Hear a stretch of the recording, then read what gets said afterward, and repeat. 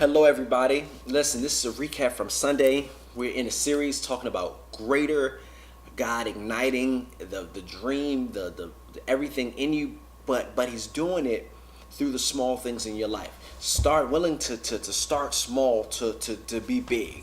Do the little things. It's been so awesome.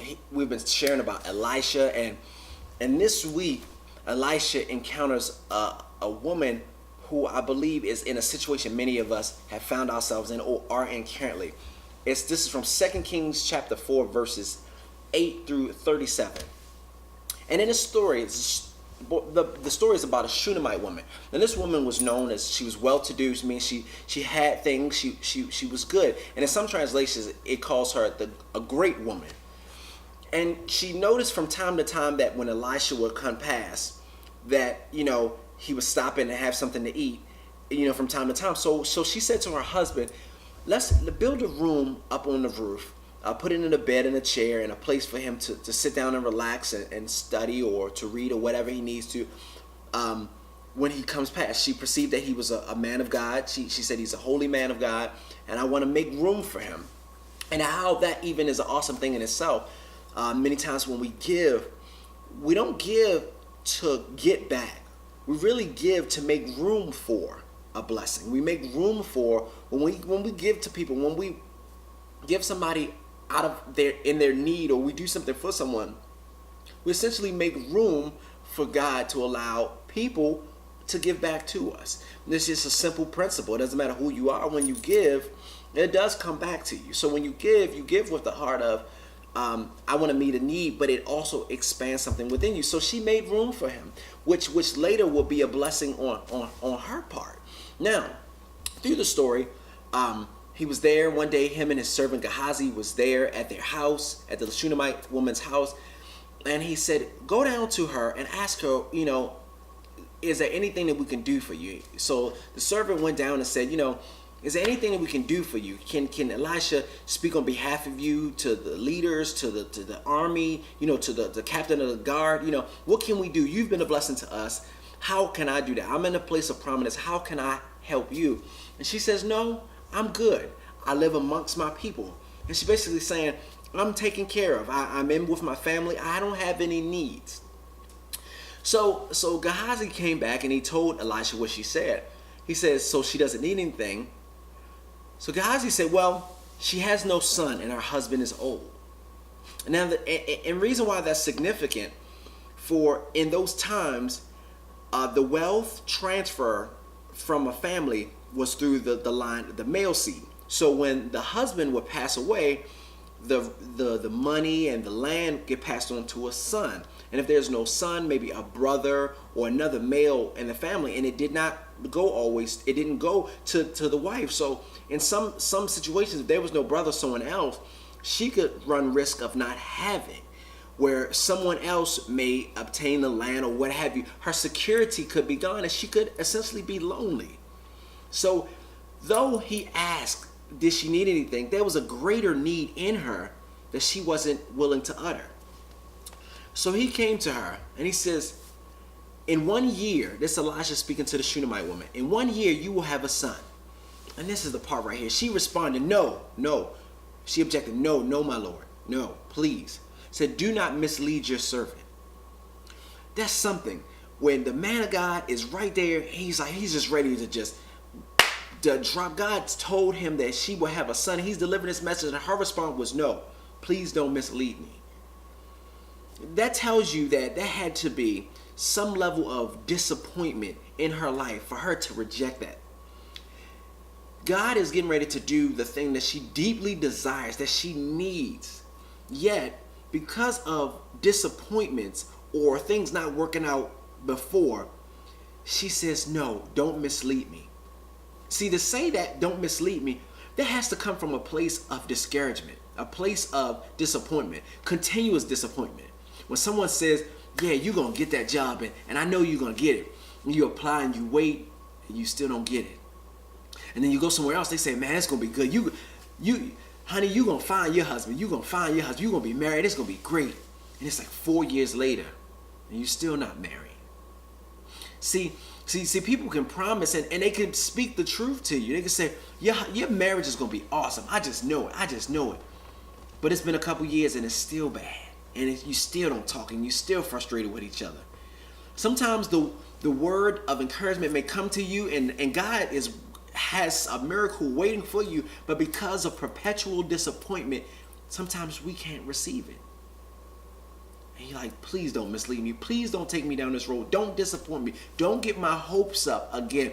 Don't let me get built up and have my expectation that something's going to happen and it doesn't. So she responded, no, my Lord. Please don't mislead your servant. But as sure as God is true, 1 year from that, she had a son. And the story could just end right there. Man, God is faithful. You didn't believe it, yet he did it. But that's not always where our story ends. See, in this passage, she didn't want to be misled. She didn't want to go through the disappointment, yet God still did it. Her faith wasn't there, but God still did it. And that's something to think about. Every time God blesses us or does something for us, our faith may not always be there. Sometimes we trust him, but we've been hurt so much, and he's not hung up always on that.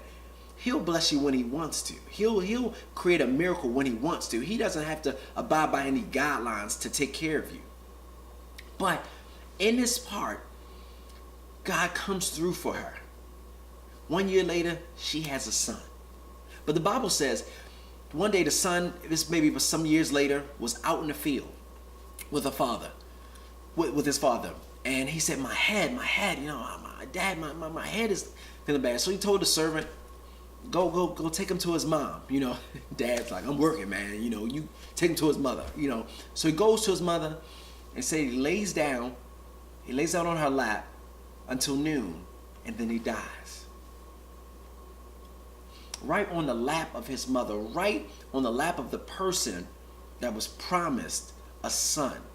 Her promise just died right in her lap. Can you just feel? Do you know what that feels like? The pain of, God, I've been waiting for this, and then it comes and it dies, and it stops working. But it's something, her response to this.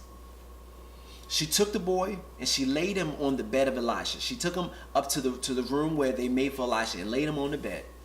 She went to her husband and said, send me a servant and a donkey, because I need to go. I'm going to go to the man of God, because I'm going to take this thing. See, I'm not going to plant right now. People are probably like, hey, what do we need to do? No, she closed the door. You don't even need to see this. I don't even need to tell you that. I'm not going to ask. I'm not going to go to my friends and say, what do you think I should do? I'm not going to consult with anybody. No, I'm going to take this matter back to God. She took the servant. She got on the donkey. She told him, do not go take off and do not stop unless I tell you. So she goes and she's on her way. She gets to Elisha, and Gehazi, sees her and he says, is everything okay? How's your husband? How's your son? Is everything fine? She says, everything is just fine. I need to get to Elisha. And it's just, I'm just looking at that in that passage. It's one of those times where sometimes you can't tell everybody. Sometimes you can't hold a session and try to tell everybody what's going on in your life. Well, let me tell them over here. Let me tell them over there. Sometimes you got to keep quiet and take this thing to God. She came to the man of God and she fell down at his feet and just held his feet. And Gehazi, he's looking out for Elisha. He's about to pull her off. He's like, no, let her be. Because clearly she's going through something. And God he's hidden it from me. So I don't know what she's going through, but something clearly is going through. She says, my son has died. Didn't I tell you not to get my hopes up? She said, didn't I tell you not to mislead me? I didn't ask for this. And my gosh, when I saw that, just to see in that passage, she said, did I ask for this? Did I ask for the son in the first place? I said, don't mislead me. Don't do this. And you caused this. God, you gave me the son. And why would you let it die? And I know many times we have that frustration. God, why would you even put me in this just to take me through this? Why would you give me the job for me to lose it? Why would you put me in this relationship for us to break up so bad? Why would you, we take these things and we direct them to God, because essentially we're human and all we can see is what has gone wrong. But the thing about this is, if God was faithful to manifest a child to a barren woman, why isn't he faithful enough to revive that same thing? See, God, we can believe sometimes God to do a miracle in our life, but what happens when the miracle goes south? What happens when everything doesn't turn out how we expect it? See, that's when we have to also believe in God. And though her faith initially was, please don't mislead me, she knew that when her son died, that she needed to come back to the man of God. So the man of God, Elisha said to her, told Gehazi, go take my staff and lay it on the boy's face. And she said, go forth and do this. Said, listen, Shunammite woman said, listen, I am not going to leave until this day. I'm not going to leave your side. So I'm not going to just go away just because you sent him. He said, okay, so we'll go to the boy. So Gehazi went on ahead, laid the staff on the boy, no response. See, the staff represented the law and how we were trying, it's like trying to do it in your own strength. And the law, it was us trying to be redeemed in our own strength. But God said, that's not going to work anymore. I need to step into this. I need to breathe my breath of life on this situation. So he laid the staff and nothing happened. And then as he got there, they arrived there and he said, Gehazi, did the boy wake up? Is he alive? He said, no, nothing. So Elisha went up in the room and he shut the door. When he was in there, he began to pray to God. So he got down and he laid on the boy. And the Bible said he was eye to eye, mouth to mouth, and hand to hand, stretched out over him. And when he stretched out over him, the first time, it said that his body got warm. And it's just something how you look at that situation, how when you let God stretch out on a situation, how things begin to change, how when we stop trying to do things in our own strength or make it happen in our own strength, God can start bringing life to a situation. So he realized that his body got warm and he got up and he began to walk around and pray some more. And then he got back down on the boy and he stretched back out hand to hand and mouth to mouth and eye to eye. And the Bible says that suddenly the boy sneezed 7 times and it was revived back to life. And in that situation, when you see it, that's even a parallel of how Jesus will stretch across any situation. And whatever situation or thing you're in your life, God has stretched out his hands on the cross. He's stretched out his hands over the situation. See, he says eyes to eyes, meaning God said, Elisha said, I want him to have the vision that I wanted to see it the way I see it. I see him alive. I see him in the image of God. God said, I see you in a certain way, and I want you to see me the way I see you. I want to see you whole. I don't want to see you broken. I see you the way you were created. And then he said mouth to mouth. He said, we have what we're speaking, but God's like, no, I'm speaking something different. I want my words to be your words. And then the mouth is symbolic of where the breath comes from. And he needs to breathe the breath of life. Sometimes God needs to just breathe in a situation when things are not going right, and God can just breathe on it and God can make some change in a situation when you seem like nothing is going right. But when you let him stretch on that situation, when he stretch out and just covers that situation, he'll breathe life back into it. Then hand to hand, just symbolic of stretching out on the cross for everything that we've gone through. The Bible says that boy was raised up and he called for the mom. And he said, come get your son. That's something when you think about this, going back to the analogy with football. Something how we're on the field and you're playing football, your favorite team, and let's say it's a Super Bowl, a playoff game, and they've been struggling back and forth, and they finally get that breakthrough play, and then the ball goes up and the receiver catches it, runs it in for a touchdown, the crowd is going crazy. Then all of a sudden there's a flag and there's a penalty, and it seems like everything is getting ready to go back. Just like the woman, everything she was promised seemed to go backwards. But there's something that she did. She made the choice not to plan a funeral, but to challenge the situation. See, every coach in the NFL has what's called a challenge flag. It's a red flag. That when they see a play and they don't believe that that's what actually happens and that is the outcome, that's the right outcome, they can challenge that play. But see, what happens with a challenge play is, see, the call now comes out of the hands of the referees that are on the field. See, the referees on the field have only a certain perspective, and they can only see it from a certain way. But there's a referee who sits in the booth above everybody else, that can see it from a perspective that everybody else can't see it. And they go in their booth and they look at it and look at the play from every angle. And then the most awesome thing happens. They send a ruling down, and then the ref comes out on the field and he says, after further review of the play is overturned. It is a touchdown. And man, that's some of the most exciting. I mean, think about in your life how you go crazy for that. In life, God, you have a choice whether you want to plan a funeral or challenge the play. When God has promised you something, when God has done something, you can say, hey, God is faithful to fulfill this thing. And though it seemed like this relationship died and it seemed like I lost, I'm going to challenge this place. I'm taking this thing back to God, and I'm going to let him continue to work out what he needs to work out in this situation. You can challenge the play.